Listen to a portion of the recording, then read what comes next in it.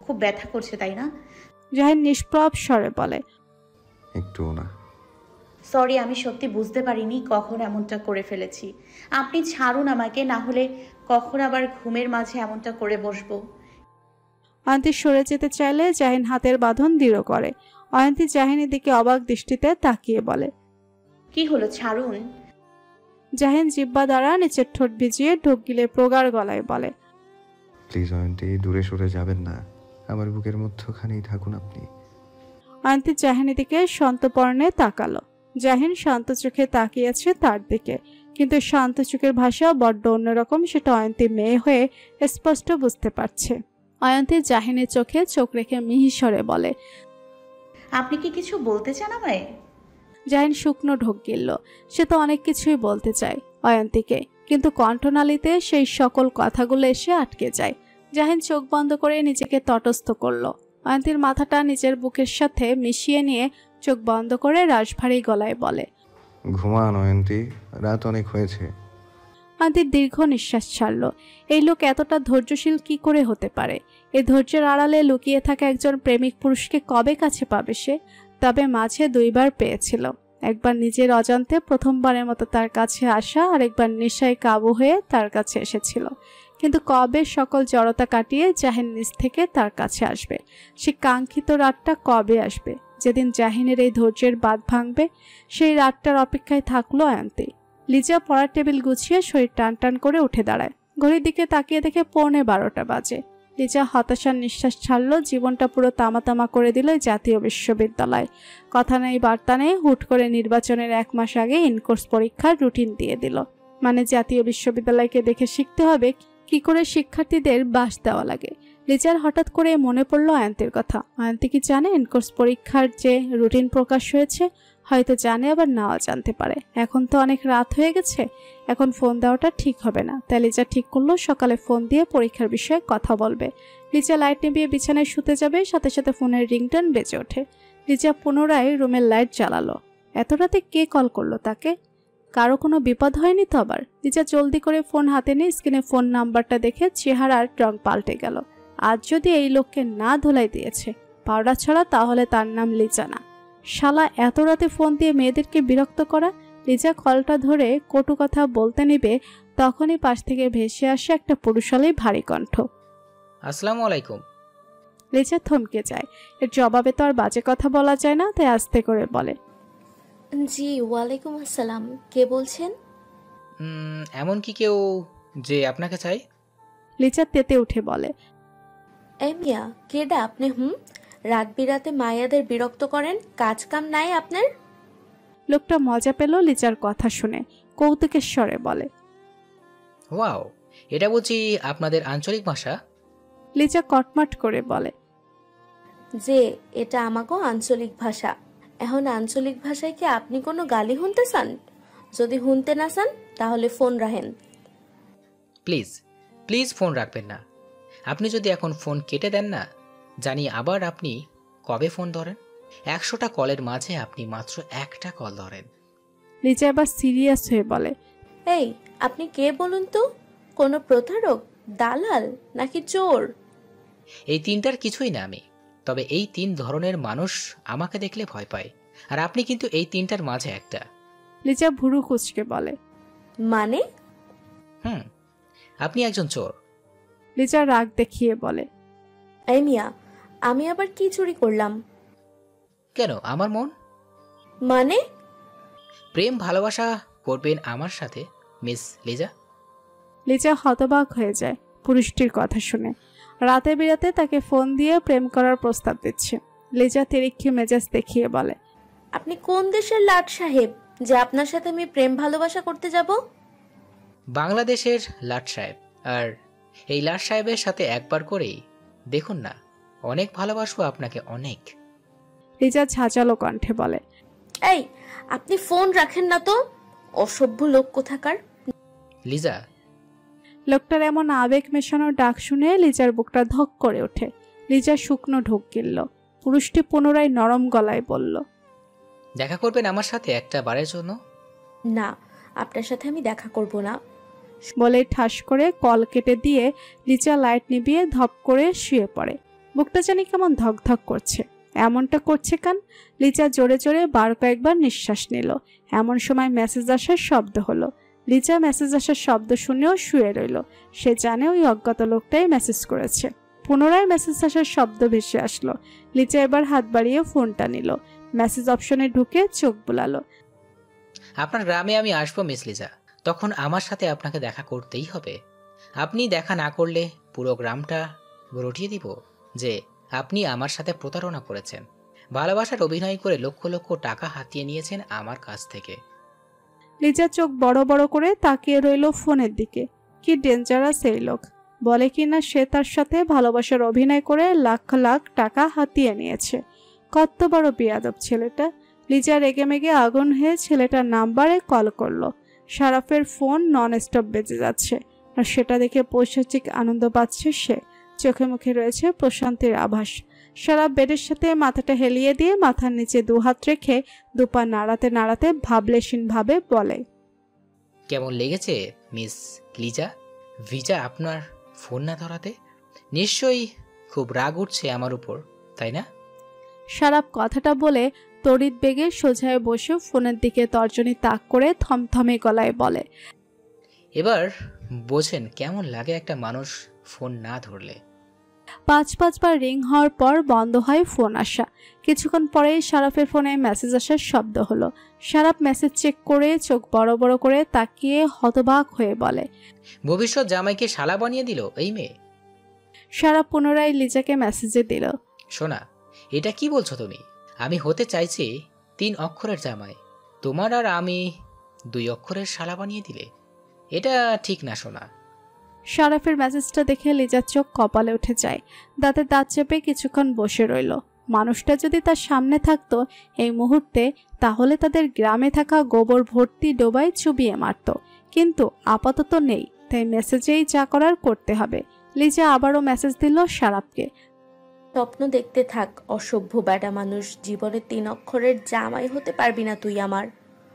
শারাফ লিজার মেসেজটা দেখে বলল, কি ঝগড়ুটে মেয়ে রে বাবা, কথার উপর কথা। পরপর শারাফ আবার মেসেজ দিল, চ্যালেঞ্জ করছো আমাকে? ঠিক আছে, তোমার চ্যালেঞ্জ অ্যাকসেপ্ট করলাম। লিজা মেসেজটা পড়ে ফোনটা রেখে ভেঙিয়ে ভেঙিয়ে বলে, আসছে কোথাকার কোন চ্যালেঞ্জ বলা, তোর পাদের চ্যালেঞ্জের গুল্লি মারি।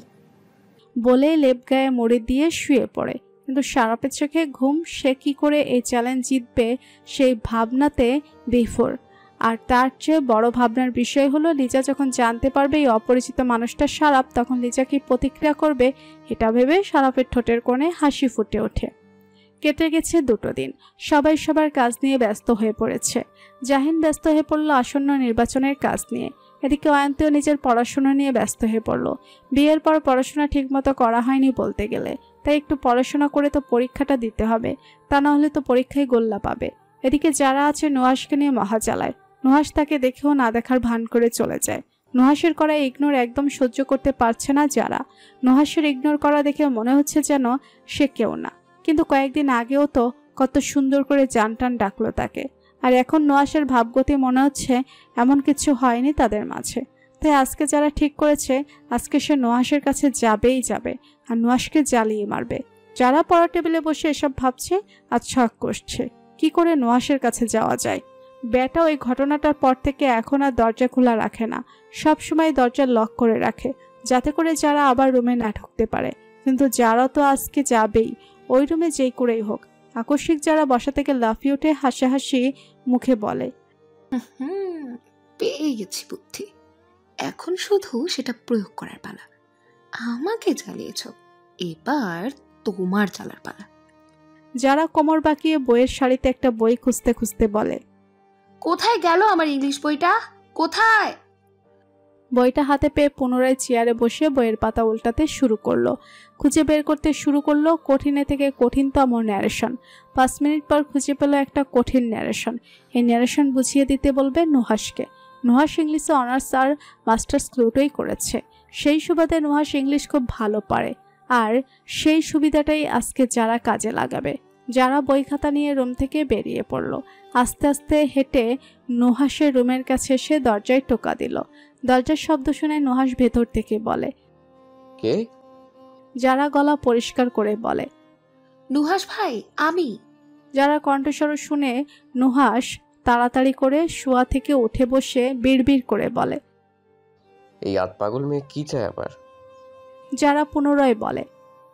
নুহাস ভাই, তুমি কি ভেতরে আছো? নুহাস নিজেকে সামলে নিয়ে বলে। হ্যাঁ যারা, বলো, কিছু লাগবে তোমার? যারা অবলীলায় বলে। হ্যাঁ লাগবে তো, তোমাকে। নুহাস হকচকিয়ে উঠে যারার কথা শুনে। কি বলছে এই মেয়ে? বাড়ির কেউ যদি এটা শুনে তাহলে কি ভাববে? নুহাস চুপ মেরে রইল। যারা পুনরায় কিছু বলতে যাবে তখনই দেখে জাহিন উপরে উঠছে। ভাইকে দেখে যারার মাথায় বুদ্ধি খেলে গেল আর কুটিল হেসে মনে মনে বলে, দরজা খুলবে না তো? ঠিক আছে, দেখাচ্ছি মজা। দরজা তুমি খুলবে, সাথে তোমার ঘাড়ও খুলবে। যারা কয়েক কদম এগিয়ে এসে ভাইকে বলে, ভাইয়া, নুহাস ভাই দরজা খুলছে না, দেখো। জাহিন হঠাৎ বোনের এমন কথা শুনে ভুরু কুঁচকে বলে, মানে? মানে দেখো না, আগামীকাল আমার কোচিং ইংলিশ পরীক্ষা, আর আমি একটা ন্যারেশন কিছুতেই সলভ করতে পারছি না। তাই নুহাস ভাইয়ের কাছে এসেছি, কিন্তু নুহাস ভাই তো দরজাই খুলছে না। তুমি একটু বলবে খোলার জন্য? কিন্তু জাহিন যারার সমস্ত পরিকল্পনায় জল ঢেলে দিয়ে বলে, দেখি ন্যারেশনটা। ভাইয়ের কথা শুনে যারা থমকালো। এবার কি হবে? ভাই তার ইংলিশ নিয়ে পড়ে নিয়ে ঠিক আছে, কিন্তু এই ন্যারেশন তো 1 মিনিটের মধ্যে সমাধান করে দিবে। যারা আমতা আমতা করে বলে, তুমি পারবে ভাইয়া, তুমি তো অঙ্ক নিয়ে পড়েছ। পারবো, তুই চল আমার সাথে, আমি বুঝিয়ে দিচ্ছি। নেও ঠেলা। যারা সবাসায় এক খাবলা ছাই ঢেলে দিল তার ভাই। জাহিন 2 কদম এগিয়ে যেতেই ফোন বেজে ওঠে।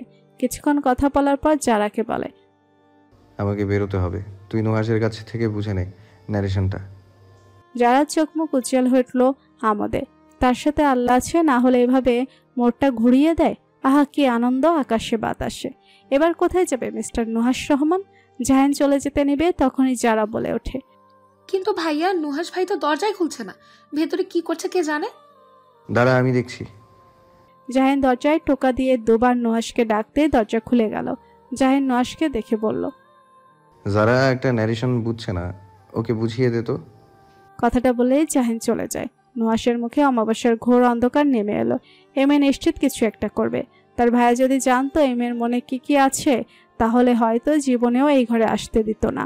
যারা হাসি মুখে রুমের ভেতরে ঢুকে, কিন্তু নুহাস এখন আগের জায়গাতে দাঁড়িয়ে আছে। চিন্তায় আছে ওই দিনের মতো যদি আবারও সে দুর্বল হয়ে পড়ে তখন কি হবে।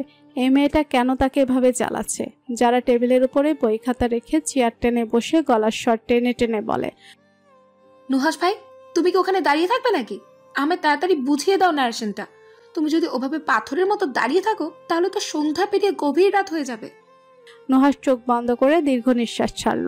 নিজেকে তটস্থ করে টেবিলের দিকে এগিয়ে এসে চেয়ারে বসে বলে, কোন ন্যারেশনটা বুঝতে পারছো না দেখি? যারা আস্তে করে বলে, বইয়ের সাদা রঙের পাতায় থাকা সব ধরনের ন্যারেশন আমি বুঝতে পারি, কিন্তু তোমার মনের কঠিনতম ন্যারেশনটা আমি বুঝতে পারি না শুধু। নুহাস চারার দিকে তাকিয়ে ভুরু কুঁচকে বলে, কিছু বললে? কই না তো। বের করো। যারা ন্যারেশনটা বের করে দিল। নুহাস ন্যারেশনটার কিছুক্ষণ চোখ বুলিয়ে যারাকে বোঝাতে শুরু করলো, কিন্তু যারা ন্যারেশন বোঝার পরিবর্তে সে এক ধ্যানে তার স্বপ্নের প্রেমিক পুরুষকে দেখছে। এই প্রেমিক পুরুষ স্বপ্নেই অনেক ভালো, তাকে স্বপ্নেই ভালোবাসে, যত্ন করে, কিন্তু বাস্তবে একটুও ভালোবাসে না।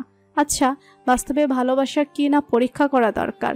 নুহাস সম্পূর্ণ ন্যারেশনটা বুঝিয়ে বলে, বুঝতে পেরেছো সবটা? নুহাস কথাটা সমাপ্ত করতে যারার বুকের পা পাশে হাত রেখে আহ করে ওঠে। যারা এমন আর্তনাদ শুনে নুহাসের আত্মরাত্মা কেঁপে ওঠে। বিচলিত গলায় বলে, কি হয়েছে যারা? যারা ব্যথাতুর কণ্ঠে বলে, নুহাস ভাই, খুব ব্যথা করছে, খুব। নুহাস বসা থেকে উঠে যারার 2 গালে হাত রেখে ভয়ার্ত গলায় বলে, কোথায় ব্যথা হচ্ছে? যারা জোরে জোরে নিঃশ্বাস নিতে নিতে বলে, বুকে ভীষণ ব্যথা হচ্ছে। নুহাস ঘাবড়ে যায় যারার এহনো কথা শুনে। চোখ মুখ লাল হয়ে গেছে মেয়েটার। যারার এমন করুণ অবস্থা দেখে নুহাসের মনে পড়েছে অতীতের ভয়ঙ্কর এক ঘটনা। যারা তখন ক্লাস 8-এ পড়তো।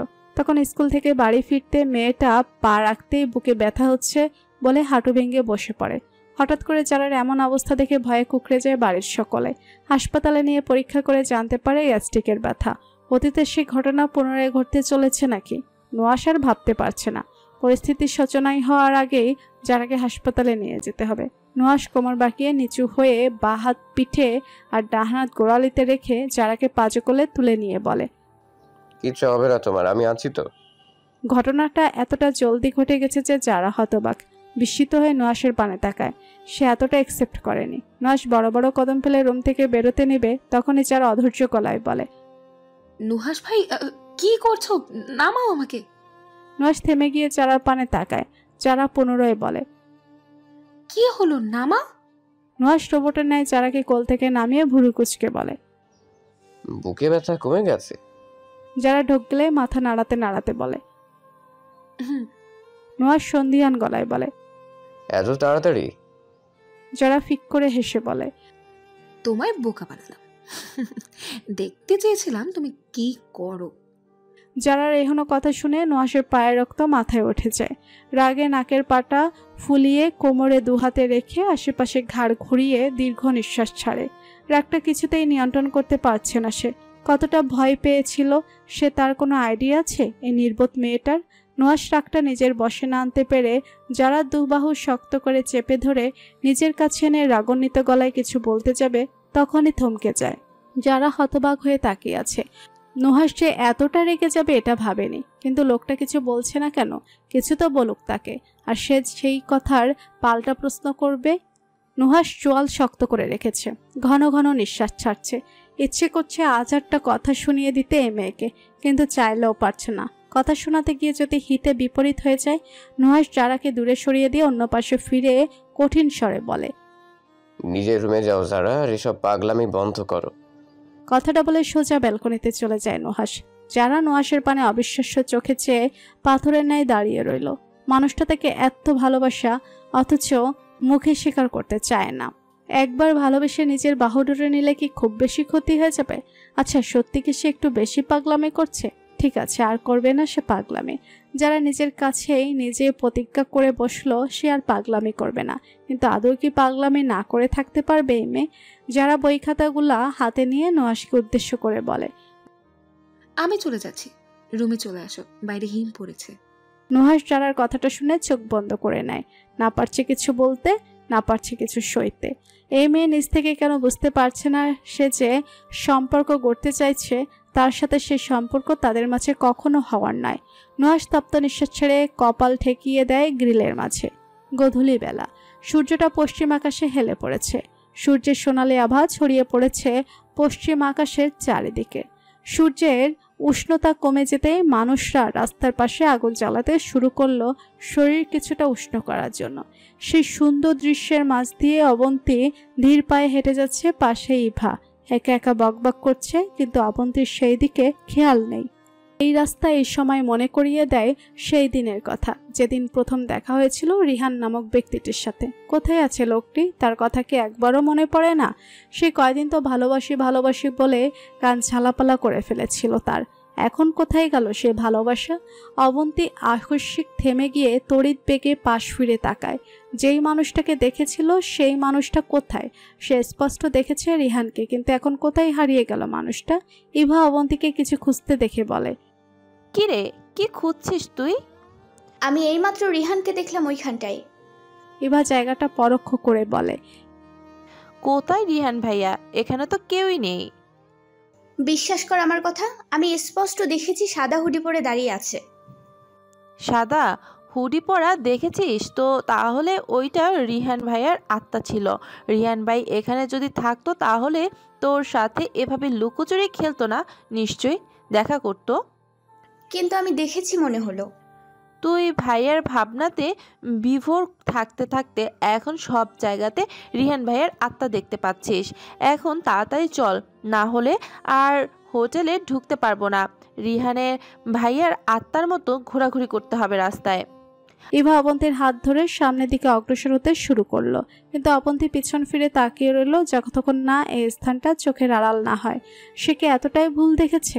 অবন্তী আর ইভা চলে যেতেই গাছের আড়াল থেকে বেরিয়ে আসে রিহান। ঠোঁটের কোণে ফুটে ওঠে প্রশান্তির হাসি। অবন্তী যাকে রিহান পাপড়ি নামে চিনে, তাকে এক নজর দেখার জন্য রিহানের এখানে আসা। ভেবেছিল পাপড়ি হয়তো খুব খুশিতে আছে তার আশেপাশে তাকে দেখতে না পেয়ে, কিন্তু ইভার কথা শুনে তার ভাবনাটা ভুল প্রমাণিত হয়ে গেল। রেহান প্যান্টের পকেটে হাত গুজে মুখ দিয়ে শীষ বাজাতে বাজাতে গাড়ির দিকে এগিয়ে যায়। দেখতে দেখতে অয়ন্তীর পরীক্ষার দিনে এগিয়ে এলো। আর 2 দিন পরে অয়ন্তীর ইনকোর্স পরীক্ষা শুরু হবে। কিন্তু পরীক্ষা দেওয়ার জন্য তো বাবার বাড়ি যেতে হবে তাকে। শ্বশুর বাড়ি থেকে পরীক্ষা দেওয়াটা সম্ভব হবে না কলেজ দূর হওয়াতে।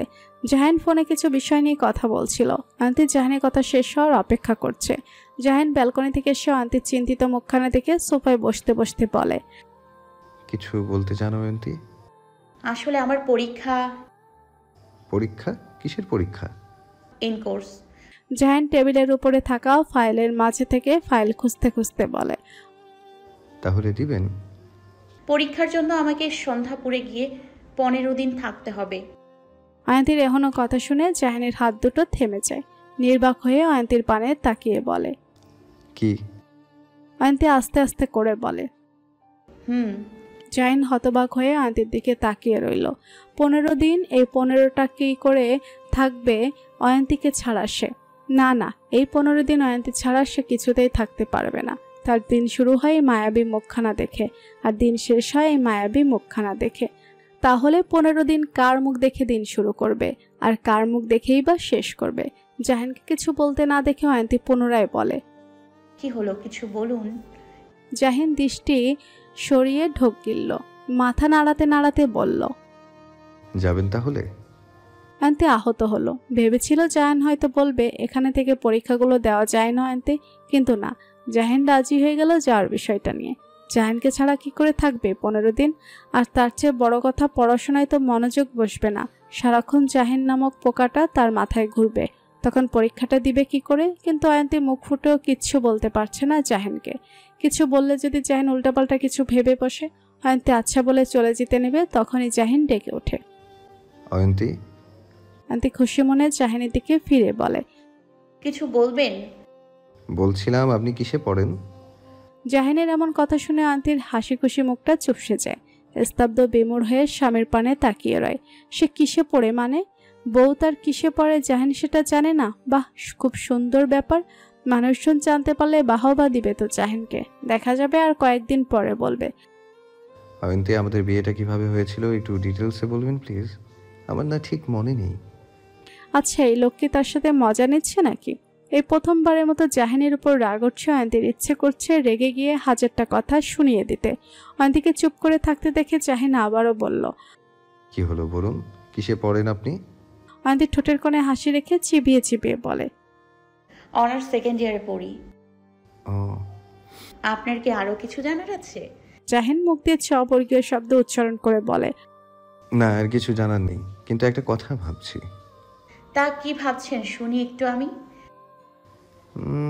আপনি অনার্স 2nd ইয়ারে পড়েন, তাহলে আপনার বয়স কত? অয়ন্তী বাক্যহীন।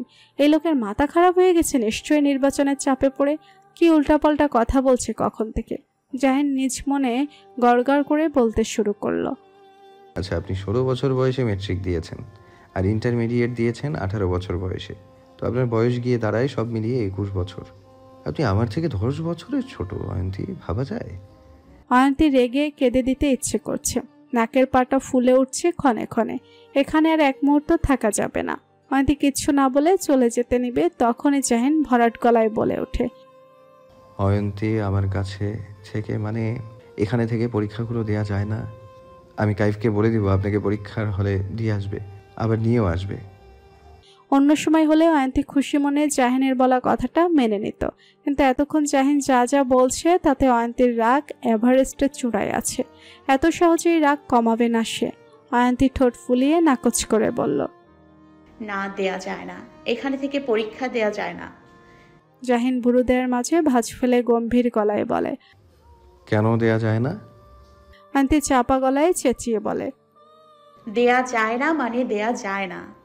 জাহিন অয়ন্তীর কথার প্রত্যুত্তর না করে বসা থেকে উঠে অয়ন্তীর কাছে এসে অয়ন্তীর বাহু ধরে নিচের দিকে ফিরিয়ে থমথমে গলায় বলে, দেয়া যাবে নাকি যাবে না সেটা আমি ঠিক করব।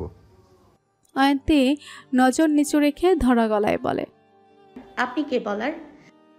জাহিন তুখোর চোখে অয়ন্তীর নিচু মুখখানার দিকে তাকালো। সে কে মানে? দুনিয়ার সবাই জানে সে কে এই কথাটা, আর অয়ন্তী জানে না সে কে। ঠিক আছে, একমাত্র বউ যখন প্রশ্ন করেছে তার উত্তরও সে দিবে।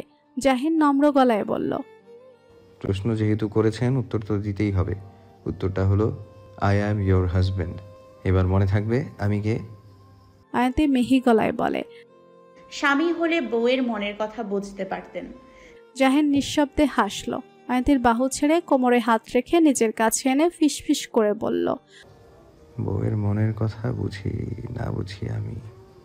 অয়ন্তী চোখ মুখ খিচে বন্ধ করে বলল, না। জাহিন ফু দিয়ে অয়ন্তীর অবাধ্য চুলগুলা মুখ থেকে সরিয়ে দিল। অয়ন্তী শুকনো ঢোক গিলে খামছে ধরল জাহিনের জ্যাকেট। জাহিন আগের ন্যায় বলল, বউয়ের মন বুঝি বলেই তো বলছি এখানে থেকেই পরীক্ষাগুলো দেওয়ার কথা। না হলে বউ আমার বাপের বাড়ি গিয়ে স্বামীর চিন্তায় পড়াশোনা তো। অয়ন্তী চোখে মেলে তাকিয়ে জাহিনের কথা নাকচ করে বলে, এমনটা মোটেও না। তাই বুঝি। আপনি একটু বেশি ভেবে বসে আছেন মিস্টার নেতামশাই। জাহিন হাসল, বড্ড সুন্দর সেই হাসি। লোকটা আসলে মারাত্মক সুন্দর লাগে অয়ন্তীর কাছে। কিন্তু এখানে হাসার কি হলো? হাসার তো কোনো কথা বলেনি সে। জাহিন শান্ত গলায় বলে, সুন্দর একটা নাম দিয়েছেন তো আমায় নেতামশাই। ছদ্মনামটা পছন্দ হয়েছে আমার।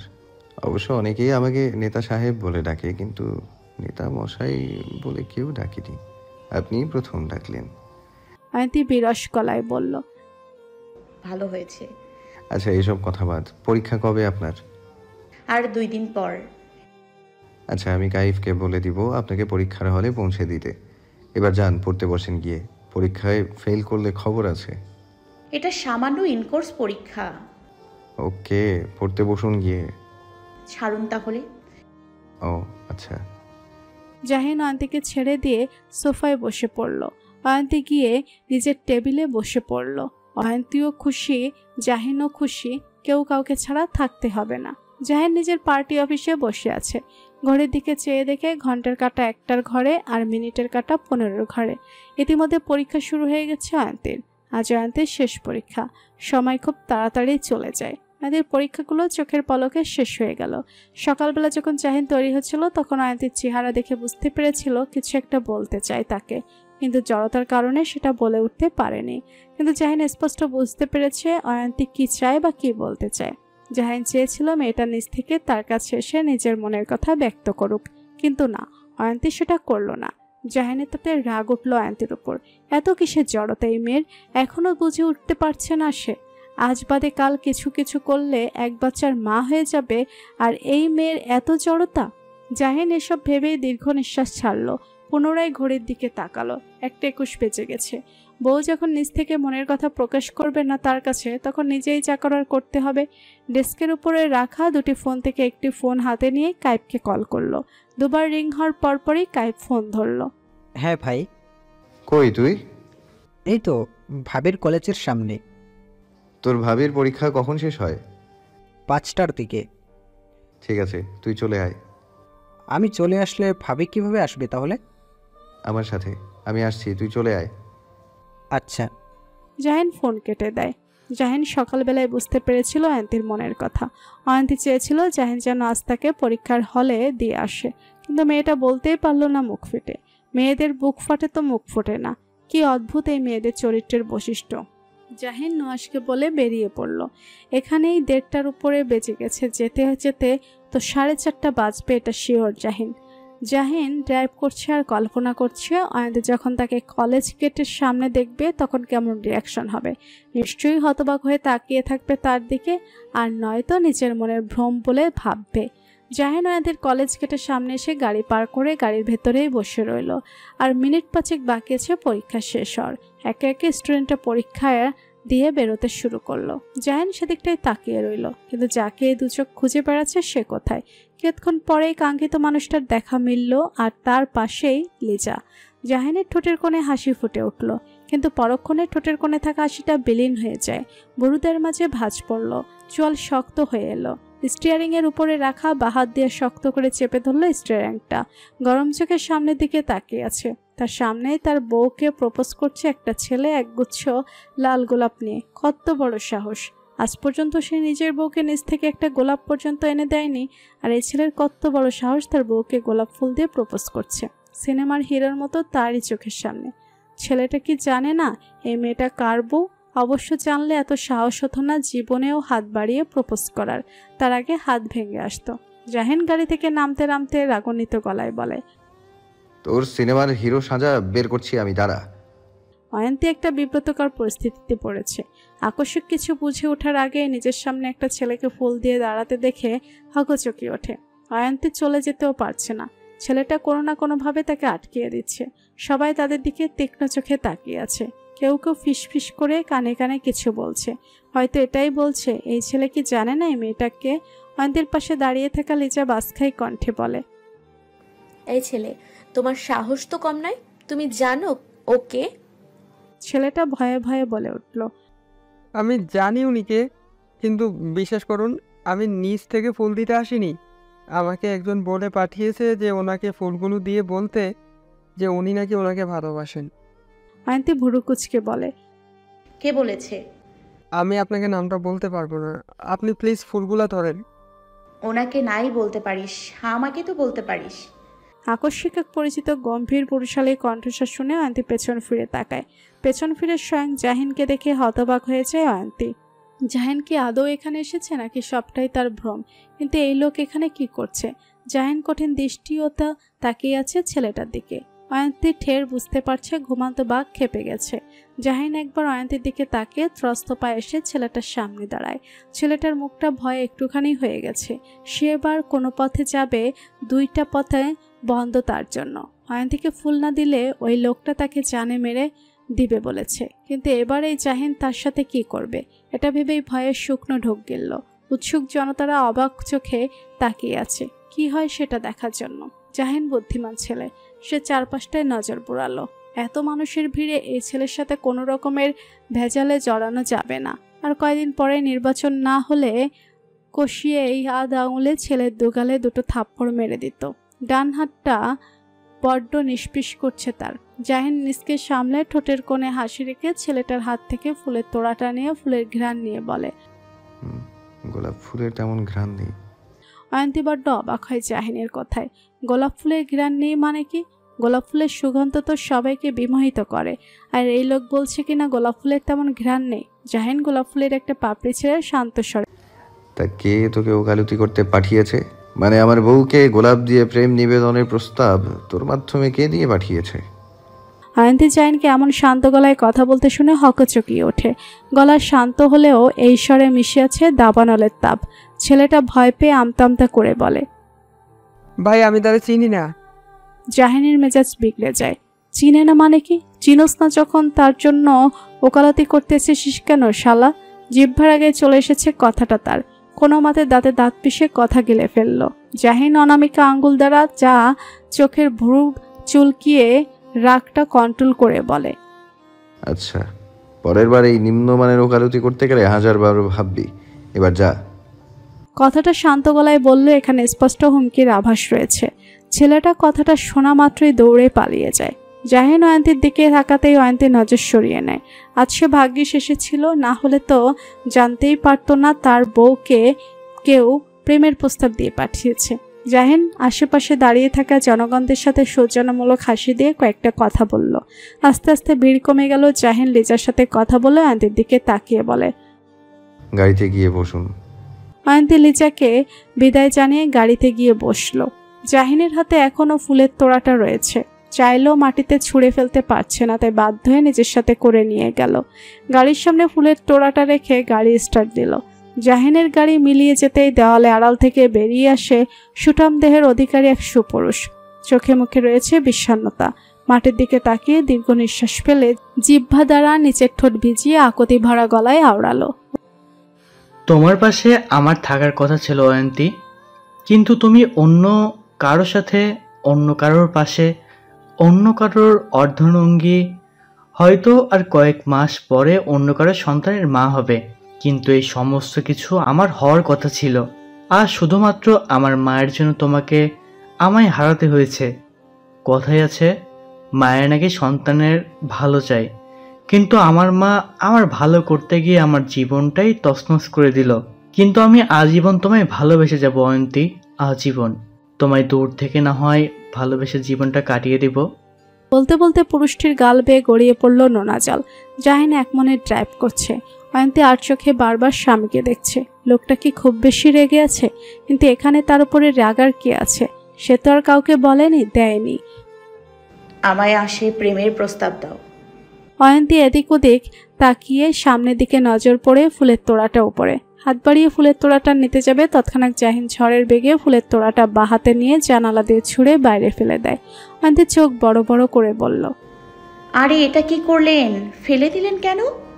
জাহিন সাথে সাথে গাড়ি ব্রেক কষে ভুরু কুচকে অয়ন্তীর দিকে ফিরে প্রশ্ন করে, তো কি করব? আরে এত সুন্দর ফুলগুলো এভাবে ফেলে দেওয়ার কোনো মানে আছে বলুন? বেচারা ফুলগুলো তো কোনো অপরাধ করেনি, শুধু শুধু তাদের উপরে কেন এই অবিচার? জাহিন অয়ন্তীর দিকে তীক্ষ্ণ চাহনি ফেলে বলল, গোলাপ বুঝি আপনার প্রিয় ফুল? ও। পেছন থেকে অন্য গাড়ির ড্রাইভাররা হর্ন বাজিয়ে যাচ্ছে। এইভাবে মাঝ রাস্তায় গাড়ি থামানোর জন্য জাহিন পুনরায় গাড়ি ড্রাইভ করায় মনোযোগ দিল। অয়ন্তী মন খারাপ করে বসে রইল। জাহিন আর চোখে বউকে দেখে গলা খাকারি দিল, কিন্তু চুপ রইল। কিছু দূর যেতে জাহিন গাড়ির সাইডে রেখে থামল। জাহিন সিট বেল্ট খুলতে খুলতে বলে, আপনি বসুন, আমি আসছি। গাড়ি থেকে বের হবেন না কিন্তু। অয়ন্তীকে কিছু বলার সুযোগ না দিয়েই চলে গেল। সন্ধ্যা হয়ে গেছে, কুয়াশা পড়তে শুরু করেছে। তার মাঝে আবার পেটেও খুব খিদে পেয়েছে। কিন্তু এই জাহিন আবার কই চলে গেল? অয়ন্তী জানালা খুলে দিয়ে মাথা বের করে চারিদিকটা দেখলো, কিন্তু জাহিনের হদিস নেই। প্রায় মিনিট 10 পর জাহিন আসলো। গাড়ির দরজা খুলে অয়ন্তীর কোলে মস্ত বড় এক লাল গোলাপের বুকে রেখে দিল।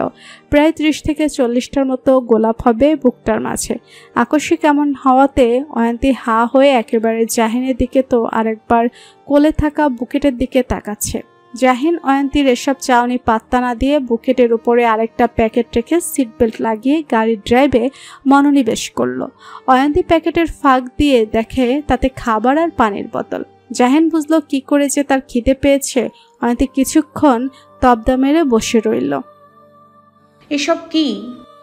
অয়ন্তী নির্লিপ্ত ভঙ্গিতে কথাটা বলে জাহিনের পানে তাকালো। জাহিন ভাবলেশীন গলায় বলে, খাবার আর বুকে। কিন্তু অয়ন্তী চুপচাপ খেয়ে নিন। অয়ন্তী আর কথা বলল না। একবার বুকেটটা হাতে নিয়ে নাকের ধারে এনে চোখ বন্ধ করে গোলাপের মিষ্টি ঘ্রাণ প্রাণ ভরে নিয়ে পেছনের সিটে রেখে দেয়। খাবার প্যাকেট খুলে দেখে তাতে বিরিয়ানি। অয়ন্তী 1 চামচ মুখে দিতে নিবে, তখনই জাহিনের দিকে ফিরে নিজে না খেয়ে চামচটা জাহিনের মুখের দিকে এগিয়ে দেয়। জাহিন তা দেখে এক পল অয়ন্তীর দিকে তাকিয়ে সামনের দিকে ফিরে বলে, আপনি খান, আমি খাবো না। অয়ন্তী চামচটা ধরে রইল। জাহিন বুঝলো সে না খেলেও অয়ন্তী হাত সরাবে না। জাহিন চুপচাপ খেয়ে নিল। পরপর অয়ন্তী আরো 5 বার এমনটা করলো। জাহিনও খেয়ে নিল। মনে মনে বলল, বইয়ের হাতে খেতে ভালোই তো মজা, ভেবেই হাসলো। রাতের অন্ধকার একটি যুবক আর মধ্যবয়স্ক 2জন পুরুষ একসাথে বসে আলোচনা করছে কারো সর্বনাশ করার বিষয় নিয়ে।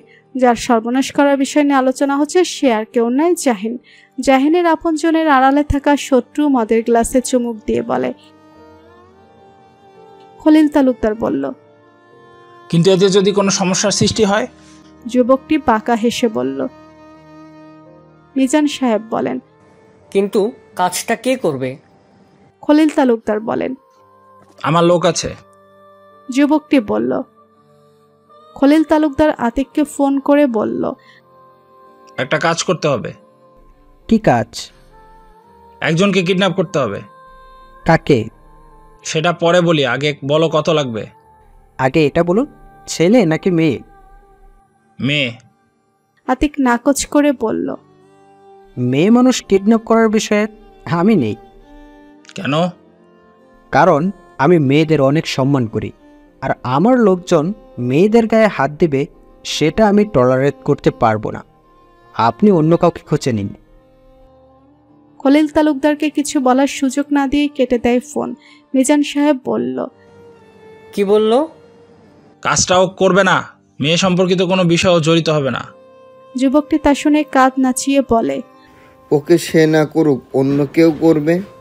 ভাত ছিটালে যেমন কাকের অভাব হয় না, তেমনই টাকা ছিটালে এসব মানুষের অভাব হয় না। কাজটা কবে করা হবে? যুবকটি বসা থেকে উঠে বলল, যেদিন প্রতীক বরাদ্দ করা হবে ওই দিন। খলিল তালুকদার সন্ধিয়ান গলায় বলেন, তুমি তো বলেছিলে আমি মেয়র হই বা না হই তাতে তোমার কিচ্ছু যায় আসে না, তাহলে তুমি কাজটা করতে চাইছো কেন? যুবকটি বাঁকা হেসে বলে, যায় আসে না তো, কিন্তু এই কাজটাতে জাহিন কষ্ট পাবে, ছটফট করবে, আর সেটা আমি দুনয়ন ভরে দেখব আর শান্তি পাবো। আর এই কাজটাতে আপনিও লাভবান হবেন আর আমি মনে শান্তি পাবো। এক ঢিলে দুই পাখি মারা হবে। বেচারা বউকে বড্ড ভালোবেসে ফেলেছে। আজ প্রতীক বরাদ্দ করার দিন। নির্বাচন অফিস নেতা কর্মী দিয়ে গিজগিজ করছে। একের পর এক নেতাদের গাড়ি নির্বাচন অফিসে প্রবেশ করছে। জাহিন সবে মাত্র এসেছে। সাদা পাঞ্জাবি, সাদা পায়জামা পরা, পাঞ্জাবির উপর কালো কোটি পরা। শীতের তাপমাত্রাটা যেন আজ অন্য দিনের তুলনায় একটু কম। জাহিন নির্বাচন অফিসের করিডোরে পা রাখতেই কারো কাঁধের সাথে ধাক্কা লাগে। জাহিনের দলের লোকেরা তা দেখে লোকটিকে কিছু বলতে যাবে, তার আগে লোকটি তড়িৎ বেগে অনুনয়ী গলায় বলে, সরি আমি বুঝতে পারিনি। জাহিন আস্তে করে বলে, ইটস ওকে। জাহিন কথাটা বলে চলে যায় ভেতরে, কিন্তু সে এটা বুঝতে পারেনি তার কাছ থেকে যে মূল্যবান একটা জিনিস নিয়ে গেছে লোকটা কিছু দূরে গিয়ে বাঁকা হেসে নিজের পকেট থেকে একটা কালো রঙের জড়বস্তু বের করলো। এটার মাধ্যমে যে আজ বড় কিছু ঘটতে চলেছে সেটা জাহিন জানে না, অবশ্য জাহিনের জানারও কথা নয়। তার কল্পনার বাইরে আজ কিছু হতে চলেছে। শারাফের আজ অফ ডে। সে কায়দা করে ছুটি নিয়েছে যাতে করে প্রতীক বরাদ্দ হওয়ার দিন তাকে ডিউটিতে না পড়তে হয়। এত নেতাদের আর মানুষের ভিড়ের মাঝে থাকতে তার একদম ভালো লাগে না, কিন্তু নির্বাচনের দিন কিছুতেই ছুটি পাবে না, সে এটা শিওর। প্রতীক বরাদ্দ হওয়ার 20 দিন পরেই নির্বাচন। এই নির্বাচন দিন কি যে হবে সেটাই সে ভাবছে। গত 5 বছর আগে যা ঘটেছিল তা ভেবেই সারা ভয়ে শিউরে ওঠে। যদিও 5 বছর আগে সে পুলিশ ছিল না, ছিল একজন সাধারণ জনগণ, কিন্তু এবার তার উপর দিয়ে সবটা ধকল যাবে, সবটা। সারা পেশাব ভেবে দীর্ঘ নিঃশ্বাস ছাড়ল। মনে পড়ে গেল লিজার কথা। লিজার সাথে প্রায় অনেকদিন কথা হয় না, মাঝে একবার ফোন দিয়েছে। তখন জানতে পেরেছিল লিজার পরীক্ষা, তাই আর ফোন দিয়ে বিরক্ত করেনি। কিন্তু এখন তো পরীক্ষা শেষ, এবার একটু আধটু বিরক্ত করাই যেতে পারে, তাতে ক্ষতি কি? সারাপ চেয়ারের শরীরটা হেলিয়ে দিয়ে লিজার নাম্বারে কল করলো, কিন্তু ফোন থেকে ভেসে আসলো নাম্বারটি এই মুহূর্তে ব্যস্ত আছে। সারাপ এটা শুনে সাথে সাথে সোজা হয়ে বসে কপালে ভাঁজ ফেলে বলে, ব্যস্ত আছে মানে? সারাপ পুনরায় ফোন করলো, এবারও একই কথা, নাম্বারটি ব্যস্ত আছে। পরপর 2বার ফোন করলো, না, নাম্বার ব্যস্ত আছে বলছে। তার নাম্বারটা কোনোভাবে লিজা ব্লক করে দেয়নি তো? সারা ফোনে থাকা অন্য সিম দিয়ে লিজার নাম্বারে ডায়াল করতে বিনা বাধায় কল ঢুকে পড়ে। সারা বুঝলো তার নাম্বারটা আসলে এই মেয়ে ব্লক মেরে দিয়েছে। কত বড় সাহস, নাম্বার ব্লক করে দিয়েছে তাজ। আজ এই মেয়ের একদিন কি তার একদিন। লিজা ফোন ধরে মিষ্টি গলায় বলে, হ্যালো, আসসালামু আলাইকুম, কে বলছেন? সারাফের রাগ গলে বাষ্প হয়ে গেছে। যতটুকু ক্রোধ জন্ম নিয়েছিল মনের মাঝে, লিজার মিষ্টি গলার স্বর শুনে সব ভ্যানিশ হয়ে গেছে। মেয়েরা এটা খুব ভালো জানে ছেলেদের কি করে বশে আনা যায়, হয় নিজের রূপের জাদু দিয়ে, নয় মিষ্টি মিষ্টি কথা বলে। সারাপ মৃদু হেসে বলে, আবার ভবিষ্যৎ 3 অক্ষরের জামাই বলছিলাম। লিজা 3 অক্ষরের জামাই কথাটা শোনা মাত্রই শোয়া থেকে তড়ক করে উঠে বলে, আপনি আবার আমায় ফোন করেছেন? সারাপ ভারী গলায় প্রশ্ন করলো, আমার ওই নাম্বার ব্লক দিছো কেন? লিজা ঝাঁঝালো গলায় বলে, 100 বার দিব, 1000 বার দিব, আমার ফোন আমি যাকে খুশি তাকে ব্লক দিব, তাতে আপনার কি প্রবলেম? সারাপ রসিয়ে রসিয়ে বলল, ভবিষ্যতে 2 অক্ষরের বউ আমার এভাবে কথা বলে না। এই কি কখন থেকে জামাই বউ করছেন আপনি? আমি আপনার বউ কবে হলাম আর আপনি আমার জামাই কবে হলেন? সারাপ আরাম করে বসে গলার স্বর টেনে টেনে বলে, হবে হবে, ভবিষ্যতে আমার বউ হবে তুমি, আবার সাথে বাচ্চার মাও হবে। লিজা হতবাক হয়ে যায় লোকটার কথা শুনে, চেঁচিয়ে বলে, এই আপনি কে বলুন তো? আপনার সাথে আমি দেখা করতে চাই, আপনার নাম আর ঠিকানা বলুন।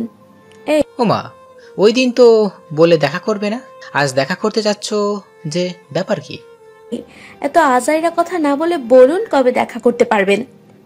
সারাপ কবি কবি ভাব নিয়ে বলল, হবে তো দেখা আমাদের, যখন দেখা হবে তখন তোমায় পালকিতে করে ঘরে তুলে আনার ব্যবস্থা করে রাখবো, আসবো। এখন রাখি ভবিষ্যতে 2 অক্ষরের বউ। তোমার মাথা গরম হয়ে গেছে, পরে কথা হবে, আর সাবধান নাম্বার ব্লক করবে না একদম।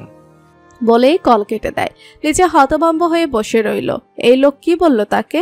কে এই লোক? কণ্ঠটা কেমন জানি চেনা চেনা লাগে, কোথায় যেন শুনেছে মনে হয়, কিন্তু ঠাওর করতে পারছে না।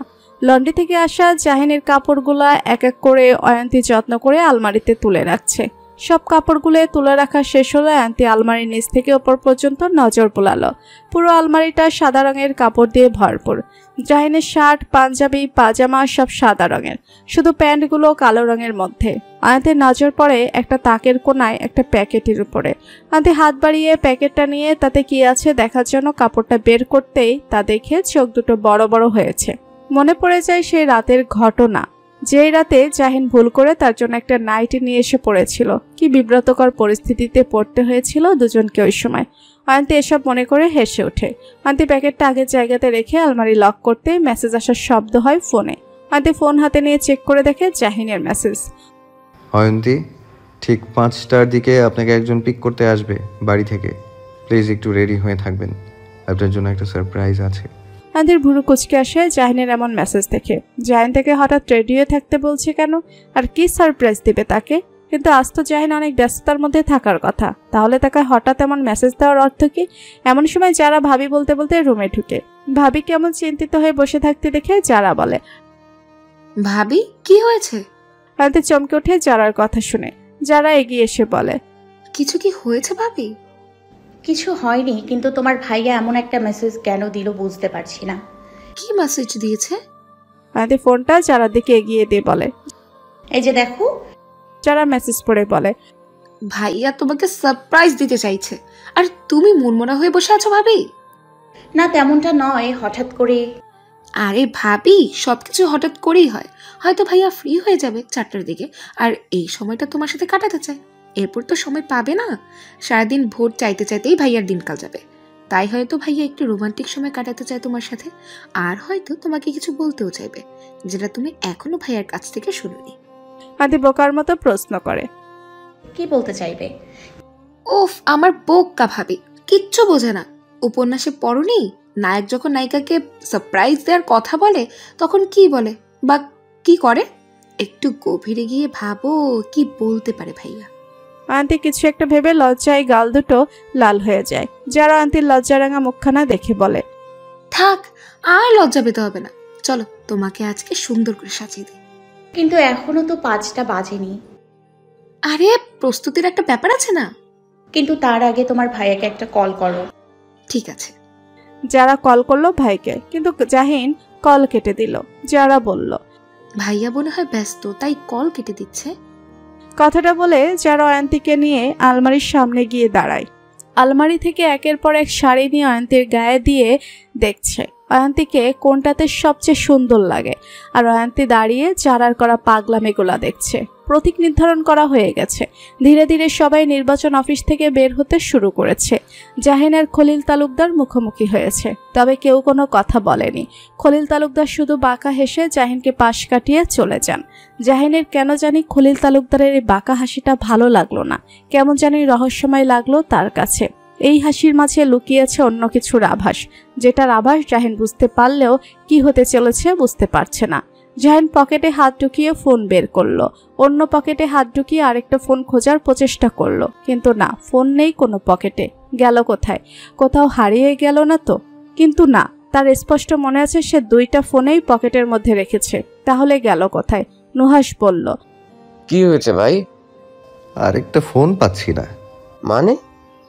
মানে একটা ফোনটা হারিয়ে ফেলেছি আমি কল করছি, দাঁড়াও। নুহাস কল করলো, কল ঢুকলো, কিন্তু কেউ ধরলো না। নুহাস বলল, ভাই কারো হাতে যদি পড়তো তাহলে তো ধরতো, কিন্তু কেউ ধরেনি। সব জায়গাতে ফোন খোঁজা হলো, কিন্তু পাওয়া গেল না। বাধ্য হয়ে সবাই গাড়িতে উঠে বসলো। গাড়িতে উঠে বসতেই জাহিনের নজর পড়ে সিটের নিচে পড়ে আছে ফোনটা। জাহিন ফোনটা হাতে নিয়ে ভাবলো হয়তো কোনোভাবে পকেট থেকে পড়ে গেছে। কায়েব বলল, কই যাবেন, বাড়িতে নাকি পার্টি অফিসে? পার্টি অফিসে চল, প্রচারণার কাজ শুরু করতে হবে। ঘড়ির কাঁটায় 4টা বাজতে 5 মিনিট বাকি। অয়ন্তীকে সুন্দর করে যারা সাজিয়ে দিয়েছে। ল্যাভেন্ডার কালারটা যেন অয়ন্তীর গায়ে খুব সুন্দর হয়ে ফুটে উঠেছে।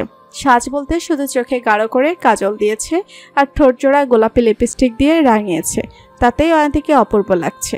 খোপার এক সাইডে 2টা বড় লাল গোলাপ গুজে দিয়ে যারা অয়ন্তীকে পা থেকে মাথা পর্যন্ত পরক করে। আহ ভাবি, তোমাকে সত্যি আজ অপূর্ব লাগছে দেখতে। নিশ্চিত আজ ছোটখাটো একটা হার্ট অ্যাটাক করবেই করবে। আদি লাজুক হাসলো। সত্যি কি আজ তার নেতামশাই তাকে দেখে হার্ট অ্যাটাক করবে? আজকের রাতটা কি তার জীবনে বিশেষ একটা রাত হতে চলেছে, যেই রাতটা সারা জীবন মনের মণিকোঠায় রেখে দেওয়া যাবে? যারা তারা দিয়ে বলে, ভাবি এবার জলদি চলো, নিচে হয়তো গাড়ি অপেক্ষা করছে তোমার জন্য। আদি মুস্কি এসে ফোন আর হ্যান্ডব্যাগ নিয়ে বের হয়ে পড়লো। শেখ বাড়ির মেন গেট থেকে বের হয়ে দেখে জাহিনের গাড়ি দাঁড়িয়ে আছে।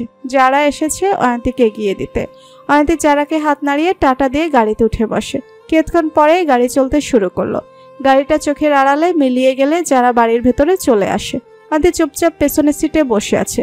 যে রিয়াক্ট করছে তার দিকে এক পলক তাকালো। মুখে কালো মাস্ক পরে আছে লোকটা। অয়ন্তী ফোনের পাওয়ার অন করে টাইমটা দেখলো। 8 ঘন্টা হয়ে গেছে, এখনো জাহিনের দেখা পাচ্ছে না। লোকটা কত দূরে আছে যে এত সময় লাগছে যেতে? অয়ন্তী ড্রাইভারকে প্রশ্ন করলো, আর কতক্ষণ লাগবে? এই তো ভাবি চলে এসেছি, আর কিছুক্ষণ। আরো 20 মিনিট অতিক্রম হওয়ার পর গাড়ি থামলো। অয়ন্তী বুঝলো তার মানে সে এসে গেছে। যখনই গাড়ি থেকে নামতে উদ্যত হবে নিবে, তখনই গাড়ির দু সাইডে দরজা খুলে দুজন কালো পোশাকধারী লোক উঠে বসলো অয়ন্তীর দুপাশে। অয়ন্তী হতভম্ব হয়ে তাকিয়ে রইল। কি হচ্ছে এসব? এরা কারা? আর জাহিনী বা কোথায়? অয়ন্তীর মস্তিষ্ক সাড়া দিয়ে বলল, কি হতে চলেছে এই মুহূর্তে তার সাথে? সে কারো পাতা ফাঁদে পা দিয়ে ফেলেনি তো আবার? অয়ন্তী ভয়ার্ত গলায় বলে, কারা আপনারা? 3 জনের মধ্যেই কেউ কোনো উত্তর দিল না। গাড়ি পুনরায় চলতে শুরু করলো। ভয়ে অয়ন্তীর হাত পা ঈষৎ কাঁপছে। তারপরও চিৎকার করে বলে, কোথায় নিয়ে যাচ্ছেন আপনারা আমাকে? গাড়ি থামান, আমি নামবো। ড্রাইভিং সিটে বসা লোকটা ধমকের স্বরে অন্য ছেলে দুটোকে বলে, আরে গাধার বাচ্চারা, মেয়েটাকে অজ্ঞান কর, মারা খাওয়াবি নাকি? হ্যাঁ করছি। অয়ন্তীর বুকটা ধক করে উঠল। ভয়ে চিৎকার করতে নিলে একটা ছেলের সাথে সাথে রুমাল দিয়ে অয়ন্তীর নাক মুখ চেপে ধরে। ধীরে ধীরে অয়ন্তীর শরীরটা নিস্তেজ হয়ে এলো। কণ্ঠ রোধ হয়ে এলো। চোখের সামনে নেমে এলো ঘোর অন্ধকার। চোখের পাতা হাজার চেষ্টা করেও অয়ন্তী খুলে রাখতে পারল না। অয়ন্তী জ্ঞান হারিয়ে ফেলে। ছটফট করার কারণে খোপায় গুজে রাখা গোলাপ ফুল দুটো থেকে কয়েকটা পাপড়ি অনাদরে ঝরে পড়লো অয়ন্তীর কাঁধে। জাহিন রাত 8টার দিকে বাড়ি ফিরে। সদর দরজায় কাজের লোক খুলে দেয়। জোহরা বেগম ছেলেকে একা আসতে দেখে পেছন থেকে ছেলেকে ডেকে বলেন, তুই একা যে, অয়ন্তী কোথায়? জাহিন তাজ্জব বনে গেল মায়ের এখনো কথা শুনে। অয়ন্তী কোথায় মানে? জাহিন মায়ের দিকে ফিরে হতভম্ব হয়ে বলে, অয়ন্তী কোথায় মানে? জোহরা বেগম চিন্তিত স্বরে বলেন, অয়ন্তী কোথায় মানে? কি বলছিস কি তুই? অয়ন্তীর তো তোর সাথে থাকার কথা। মায়ের এহেন কথা শুনে জাহিন কিং কর্তব্য বিমূঢ়। অয়ন্তী তার সাথে থাকার কথা মানে? সে তো সারাদিন এই নির্বাচনের কার্যক্রম নিয়ে ব্যস্ত ছিল। জাহিন অবিশ্বাস্য দৃষ্টি নিয়ে চেয়ে রইল মায়ের ফোনে। কি বলা উচিত তার এই মুহূর্তে? জোহরা বেগম পুনরায় বলে, মেয়েটাকে তুই মেসেজ করে বলিসনি যে 5টার দিকে তৈরি হয়ে থাকার জন্য? কি সারপ্রাইজ দিবি তুই? জাহিন কথা বলার খেই হারিয়ে ফেলেছে। সে কখনো অয়ন্তীকে এমন মেসেজ করলো? জোহরা বেগমের চিৎকার চেঁচামেচির শব্দ শুনে বাড়ির সকলের ড্রয়িং রুমে এসে জড়ো হয়েছে। মায়ের সাথে বোনও সবটা খুলে বলল। জাহিন সব শুনে বাকরুদ্ধ হয়ে পড়ল। তার ফোন থেকে কখন মেসেজ গেল? সে তো কোনো মেসেজ করেনি অয়ন্তীকে। মনে পড়ে গেল ওই মুহূর্তের কথা, যখন জাহিনের সাথে ওই অচেনা লোকটার ধাক্কা লেগেছিল। তখন কি কোনোভাবে লোকটি তার ফোন চুরি করেছিল? আর সে পরে ভেবেছিল ফোনটা হারিয়ে গিয়েছে, কিন্তু চুরি করলেও বা তার ফোনে পাসওয়ার্ড দেওয়া আছে। তাহলে ফোনের পাসওয়ার্ড খুলে কি করে মেসেজ করলো? ফোনের পাসওয়ার্ডটা সে ছাড়া তো কেউ জানে না। জাহিন দ্রুত হাতে যে ফোনটা হারিয়েছিল সে ফোনটা পকেট থেকে বের করে মেসেজ অপশনে ঢুকে। না, অয়ন্তীকে করা কোনো ধরনের মেসেজ নেই তার ফোনে। তাহলে কি করে অয়ন্তীর কাছে এমন মেসেজ আসলো? কোনোভাবে কি ফোন থেকে সিম খুলে অন্য ফোনে ঢুকিয়ে মেসেজটা করেছে? জাহিন সেটিং অপশনে ঢুকে দেখে তার সিম দুটো উল্টোপাল্টা হয়ে আছে। তার ভাবনাটাই ঠিক হলো, এমনটা করে অয়ন্তীকে মেসেজ করা হয়েছে আর পরে সেটা ডিলিট করে তার ফোনে পুনরায় সিম দুটো ঢুকিয়ে ফোনটা গাড়িতে রেখে দিয়েছে। কিন্তু গাড়িতে কি করে রাখলো? গাড়ি তো লক করা ছিল। জাহিনের মাথা কাজ করছে না। এতটা বোকামি কি করে করলো তার পরিবার? তার সাথে কথা না বলে অয়ন্তীকে বাড়ি থেকে বের হতে দিল এই সামান্য একটা মেসেজের উপর ভিত্তি করে? জাহিন গম্ভীর গলায় বোনকে প্রশ্ন করলো, মেসেজটা পাওয়ার পর আমাকে কল করলি না কেন? যারা ভয়ে ভয়ে বলে, ভাইয়া আমি কল করেছি, কিন্তু তুমি কেটে দিয়েছিলে, তাই আমরা ব্যস্ত ভেবে তোমাকে আর বিরক্ত করিনি। জাহিন আর কিছু না বলে বাড়ি থেকে বের হয়ে পড়ে। সময় নষ্ট করা যাবে না, যা করার তাড়াতাড়ি করতে হবে। অলরেডি 4 ঘন্টা পেরিয়ে গেছে অয়ন্তী নিখোঁজ হওয়ার। জাহিন বাড়ি থেকে বের হয়ে চিলেকোঠার ঘরটাতে আসে। সেখানে বাড়ির চারপাশে সিসি ক্যামেরা ভিডিও ফুটেজ ভেসে আছে 5টা কম্পিউটার স্ক্রিনে। জাহিন বিকাল 5টার দিকের ভিডিও ফুটেজ দেখা শুরু করলো, চোখ মুখ শক্ত রেখে। অয়ন্তী বাড়ি থেকে বের হয়েছে। অয়ন্তীর এমন সাজসজ্জা দেখে জাহিনের চোখ মুখের শক্ত ভাবটা মিলিয়ে যায়। মুগ্ধ চোখে কম্পিউটারের দিকে চেয়ে রইল। ধীরে ধীরে সবটা ভিডিও ফুটেজ দেখলো জাহিন। যেই গাড়িটা করে অয়ন্তীকে কিডন্যাপ করা হয়েছে সেই গাড়িটা সেম জাহিনের গাড়ির মতো, কিন্তু গাড়ির কোনো নাম্বার প্লেট নেই।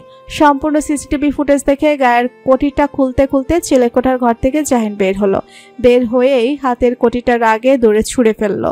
এই ঠান্ডার মাঝেও তার শরীর ঘামছে। ভিডিওতে দেখা অয়ন্তীর হাসি খুশি মুখটা চোখের সামনে ভেসে উঠছে বারবার।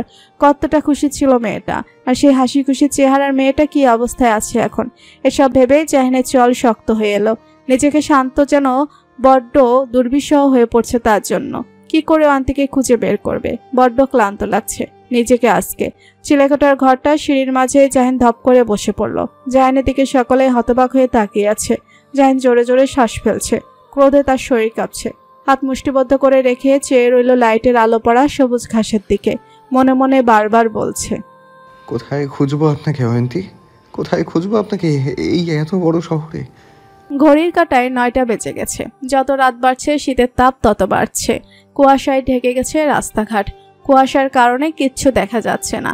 কাছের জিনিসটা দেখা গেলেও দূরের জিনিসটা যেন দেখা বড্ড দুষ্কর হয়ে দাঁড়িয়েছে।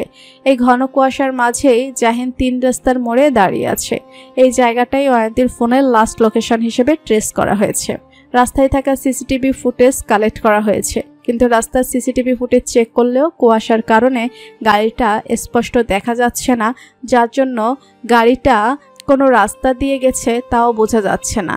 জাহিনের পাঞ্জাবির হাতা গোটানো, গলার দিকে 2টো বোতাম খোলা, চুল উস্কো খুস্কো হয়ে আছে। টেনশনে শরীর গরম হয়ে আছে তার। হাতে তার জ্বলন্ত সিগারেট।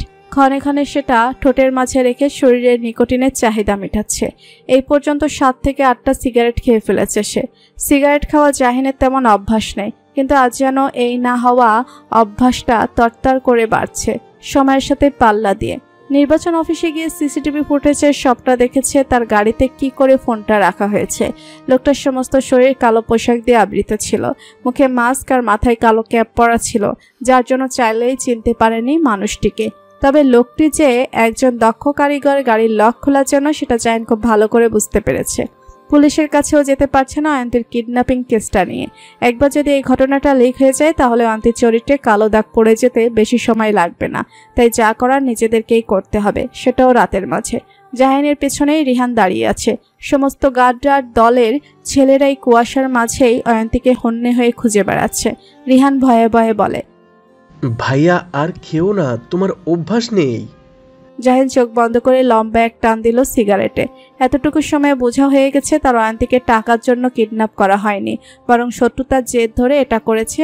আর কে করেছে এটাও ভালো করে জানে। একবার শুধু অয়ন্তীকে খুঁজে পাক, তারপর ওই খলিল তালুকদারকে সে দেখে নেবে। শত্রুতা হলো গিয়ে তার সাথে, কিন্তু তার জন্য তার বউকে কেন এই শত্রুতার মাঝে টেনে আনবে? বউ তার কি ক্ষতি করেছে? এভাবে যদি পরিবারের সদস্যদের উপরে হাত দেয় তাহলে তো নিজের এই শান্তশিষ্ট রূপটা ধরে রাখা মুশকিল হয়ে যাবে সকলের সামনে। মাথায় ঘুরপাক খাচ্ছে নানা ধরনের বাজে বাজে চিন্তা ভাবনা। অয়ন্তীর উপর অত্যাচার করছে না তো কিডন্যাপাররা, তার উপর শোধ নেওয়ার জন্য? মেয়েটা যে বড্ড দুর্বল হৃদয়ের। রাগে জাহিনের চোয়াল শক্ত হয়ে এলো, চোখ দুটো লাল হয়ে আছে, পানি টলমল করছে 2 চোখ। ফোঁস করে নিঃশ্বাস ছেড়ে হাতে থাকা সিগারেটটা ফেলে রেগে মেগে গগন কাঁপিয়ে চিৎকার করে সামনে থাকা মাঝারি সাইজের গাছটা সজোরে লাথি মারে। গাছটার সাথে সাথে মাঝ বরাবর ভেঙে যায়। সবাই চমকে জাহিনের দিকে তাকায়। জাহিন নিজের কোমরে 2 হাত রেখে জোরে জোরে নিঃশ্বাস ছাড়ছে। ইচ্ছে করছে খলিল তালুকদারকে জনসম্মুখে এনে সকলের সামনে কুকুরের মতো পিটাতে, তাহলে যদি রাগের পরিমাণটা একটু হলে কমে। জাহিন হিংস্র গলায় নুহাসকে হাঁক ছেড়ে ডাকলো। নুহাস রাস্তায় সিসিটিভি ফুটেজ দেখেছিল। জাহিনের ডাক শুনে দৌড়ে আসে। জাহিন বলল, গাড়িটা কোন রাস্তা দিয়ে গেছে ট্রেস করা গেছে? নুহাস কাচুমুচু হয়ে বলে, না ভাই, আসলে কুয়া। নুহাসকে বলার সুযোগ না দিয়ে জাহিন চেঁচিয়ে বলে ওঠে, কি বাল ফালাইতাছস তোরা, যে এতজন মিলে একটা গাড়ি ট্রেস করতে পারছস না? নুহাস ঠোক গিলল। নম্র ভদ্র জাহিন যে ভীষণ ক্ষেপে গেছে বেশ বুঝতে পারছে সে। এই মুহূর্তে কিডন্যাপারদের মাঝে কাউকে যদি হাতের কাছে পায় জাহিন, তার সাথে কি যে হবে সেটা একমাত্র উপরওয়ালাই জানে। নুহাস পুনরায় কিছু বলতে যাবে, তখনই একজন গার্ড হাঁপাতে হাঁপাতে এসে বলে, স্যার, গাড়িটা ট্রেস করা হয়ে গেছে।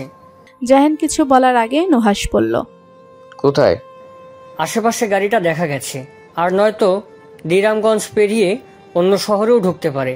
যেহেতু ওখানে সিসি ক্যামেরা লাগানো নেই, তাই বলা যাচ্ছে না এক্স্যাক্টলি গাড়িটা কোথায় গিয়ে থেমেছে। জাহিন আনমনে আওড়ালো। দিরামগঞ্জ কথাটা বলে জাহিন নিজের ফোন বের করলো। কল লিস্টে গিয়ে একটা নাম্বার বের করে ফোন করলো। 2 বার রিং হতেই জাহিন ভারী কণ্ঠে বলল, আমি বলছি। ফোনের অপর প্রান্ত থেকে কি বলল শোনা গেল না। জাহিন পুনরায় বলা শুরু করলো, তোর শহরে একটা কালো রঙের গাড়ি ঢুকেছে। হয়তোবা সেই গাড়িতে থাকা লোকজন একটি মেয়েকে কিডন্যাপ করেছে। শহরে যেই প্রান্তে থাকুক না কেন, ওদের খোঁজ আমার চাই, বুঝতে পেরেছিস? আর ছেলেগুলোকে অক্ষত রাখবি, ওদেরকে আমি পরে দেখে নেব। বলেই ফোন কেটে দিয়ে গার্ডকে উদ্দেশ্য করে বলে, এই রাস্তা দিয়ে যতগুলো রাস্তা মিলিত হয়েছে সব জায়গাগুলোতে লোক পাঠাও। পুরো জায়গা তন্ন তন্ন করে খুঁজবে, একটা জায়গাও যেন বাদ না পড়ে। গার্ড চলে যায় জাহিনের কথা শুনে। জাহিন গাড়িতে উঠে বসে নুহাসকে বলল, গাড়ি স্টার্ট দে। প্রত্যেকটা গাড়ি পুনরায় চলতে শুরু করলো এই ঘন কুয়াশার মাঝে। জাহিন ফোন বের করে আন্টির নাম্বারে কল করলো না, ফোন সুইচ অফ বলছে। একবার শুধু ওই ছেলেগুলাকে হাতের কাছে পাক, তারপর যে হাত দিয়ে আন্টির ফোন সুইচ অফ করেছে সেই হাত দিয়ে যেন আর জীবনে ফোন বন্ধ না করতে পারে সে ব্যবস্থা জাহিন নিজ হাতে করবে। 3 জন পুরুষ গোল হয়ে বসে রয়েছে, তাদের মাঝে দাউ দাউ করে আগুন জ্বলছে। 3 জনের হাতেই মদের বোতল। একজন পুরুষ বলে ওঠে, ওই জননেতা জাহিন আমাদের খুঁজে বের করে ফেলবে না তো? আরে না, যদিও সিসি ক্যামেরাতে ধরা পড়ি তাহলে কুয়াশার কারণে বুঝতে পারবে না গাড়ি কোন দিকে গেছে। 2 এলাকা পেরিয়ে এখানে এসেছি, এত সহজ না ধরা। এখানে আস্তে আস্তে গাড়ির তেল ফুরিয়ে যাবে, ওই ব্যাটার। আলম চিন্তিত হয়ে বলল, কিন্তু ভাই মেয়েটা এখনো ওঠে না কেন? মরে টরে গেল নাকি? মানিক চেঁচিয়ে বলল, ওই পিন্টোর বাচ্চা, তুই কি ক্লোরোফর্মের ডোজটা বেশি দিয়ে ফেলেছিস নাকি? পিন্টু ভয়ে ভয়ে বলল, না না, এত বেশি দেইনি আমি। তাহলে ওঠে না কেন? আলম এক ঢোক মদ খেয়ে আশালীন ভঙ্গিতে বলে ওঠে, ভাই মালটা কিন্তু দেখতে হেভি টসটসে। যদি একটু টেস্ট করতে পারতাম তাহলে শরীর মন দুটোই চাঙ্গা হয়ে যেত। মানিক আলমকে লাথি মেরে বলে, শালা মাইন্ড ঠিক কর। বস বলেছে মেয়েটার গায়ে যেন একটু আঁচড় না লাগে, আর তুই মনে মনে এসব চিন্তা করে বসে আছস। যা, খাবারের কিছু কিনে নিয়ে আয়। আর কতক্ষণ বসে বসে এই মদ গিলবো? আমি পারবো না, তোরা যা, আমি আছি এখানে। হ, তোকে রেখে যাই এখানে। আর মেয়েটির সাথে তুই উল্টাপাল্টা কিছু করে বসিস। চুপচাপ খাবারের কিছু নিয়ে আয়, যা। পিন্টু আর আলম চলে গেল, রয়ে গেল শুধু মানিক এই পোড়া বাড়ির সামনে। অন্তি পিটপিট চোখে তাকালো, চারিদিকে অন্ধকার দেখে চোখ মুখ খিচে বন্ধ করে নিল। কিছুক্ষণ চোখ বুজে থেকে পুনরায় তাকালো। শোয়া অবস্থায় পুরো জায়গাটা ঘাড় ঘুরিয়ে দেখলো সে। ঘরের মধ্যে ভাগে একটা লাইট জ্বলছে, যেটার আলো খুবই ক্ষীণ। অন্তি ধীরে ধীরে উঠে বসলো। উঠে বসতে মাথাটা চক্কর দিয়ে উঠল, খুব যন্ত্রণা হচ্ছে মাথায়। অন্তি বাহাত দিয়ে মাথাটা চেপে ধরে আবারও চারিদিকে নজর পড়লালো। কোথায় আছে সে? এটা কোন জায়গা? কেমন জানি গা ছমছমে পরিবেশ। নিজের গা থেকে একটা বাজে গন্ধ আসছে। আমাদের গা গুলি আসছে এই গন্ধে। মনে হচ্ছে ভেতরের সবকিছু বেরিয়ে যাবে এক্ষুনি। আমাদের সাথে সাথে গায়ের উপরে থাকা চাদরটা সরিয়ে ফেলে। এই চাদর থেকে মোবিল আর মদের তীব্র গন্ধ আসছে। অয়ন্তীর চোখে ক্ষীণ আলো সয়ে আসতে চারদিকে সবকিছু সে অল্প অল্প দেখতে পাচ্ছে। বিকালের দিকে সবকিছু মনে পড়তে আন্তি উঠে দাঁড়ায়। বাহির থেকে কারো গুনগুনানোর সুর ভেসে আসছে। আন্তি খালি পায়ে আস্তে আস্তে হেঁটে জানালার ধারে গিয়ে দাঁড়িয়ে দেখে একজন পুরুষ আগুন জ্বালিয়ে বসে আছে আর মদ খাচ্ছে। আর বাকি দুজন কোথায়? আন্টি বাইরের জায়গাটা পর্যবেক্ষণ করলো। চারিদিকে গাছগাছালিতে ভরা। আন্টি শুকনো ঢোক গিলল। এই সুযোগে তাকে পালাতে হবে। আন্টি নিঃশব্দে হেঁটে দরজার কাছে গিয়ে দরজার হাতলে হাত রেখে টান দিলে বাইরে থেকে দরজা বন্ধ। আন্টি শরীরের সমস্ত শক্তি কাটিয়ে দরজা টান দিল, কিন্তু খুলল না। দরজার টানাটানির শব্দ পেয়ে মানিক পেছন ফিরে তাকে চিৎকার করে বলে,